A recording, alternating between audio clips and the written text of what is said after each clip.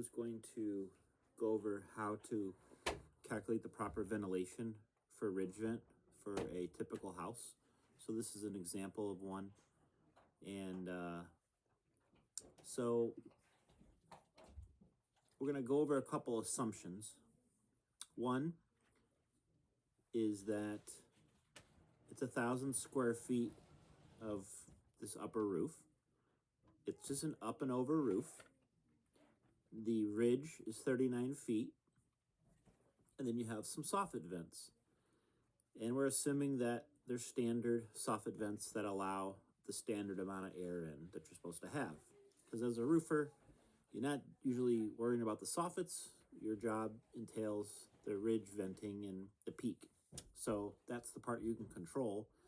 But what a lot of roofers will do is they will just put a ridge vent on the entire 39 feet, which seems logical because you're like, well, I want to let as much air out as possible, right? That's actually a mistake. And if you don't calculate this and do it properly, you mess with the balance. So it has to be balanced. You can't just put it on the whole thing because the air that's coming in through the soffits must match the air that exhausts for it to be balanced. You want it to be balanced so that it kind of pulls the air out. So there's like some physics involved, and there's an effect that pulls the air out. So this is what you want. You want air to flow into the soffits, come and take all the moisture-laden air and exit out the peak. If you don't have it balanced, what'll end up happening is air will stagnate right here, and it will cause mold, and that's how you get things with like mold and moisture. And there's a lot of other factors too, and I'm just giving you a very overall summary. So to prevent stagnant air and things being wet that you don't want to get wet, then have the right balanced airflow to get the moisture out. So, assuming that the soffits are fine, what do we do with the ridge? Well, 1,000 square feet, you have intake at the soffits, and you need to exhaust it out the ridge.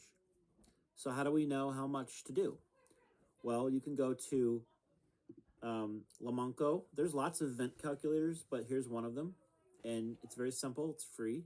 You just go in here and select what you want at the ridge.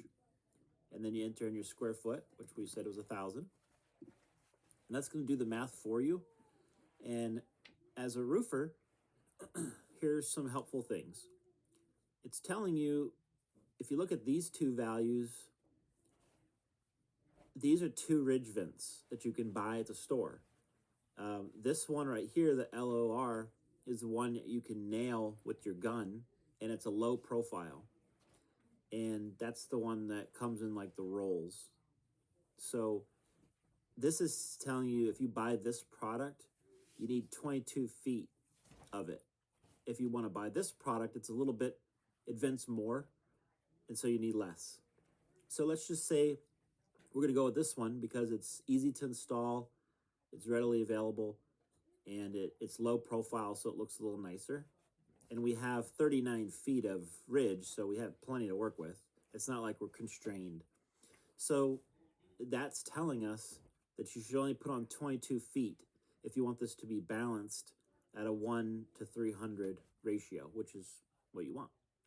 So if you were making a plan for a roof, you could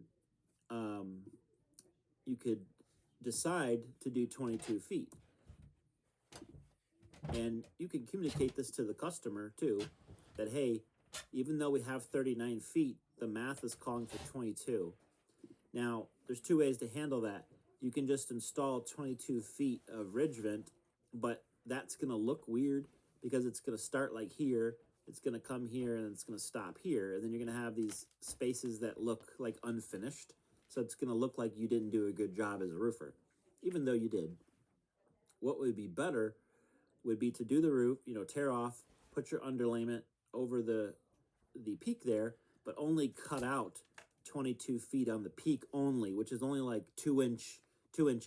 You're just cutting it with a razor knife and letting air out, but you're leaving that underlayment on the rest, and then put the ridge vent on the whole entire peak.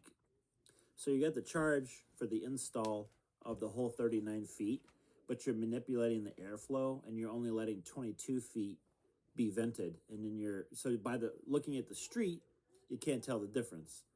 And that's how you plan a job. It only takes a few minutes.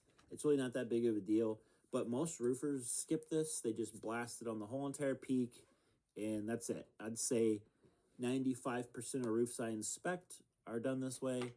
It is over ventilation, and you know, it's not that much harder to do it right. It's like not that much work. So it takes what, 2 minutes to do the math, and the labor itself is about the same. So you should be able to make a 2-minute investment so that this home is ventilated properly, because that can make the difference of having a $7,000 ice dam claim for this homeowner. So a lot of roofers do it wrong. This is the way you do it right. You put some time into it, figure out the math, and do it correctly.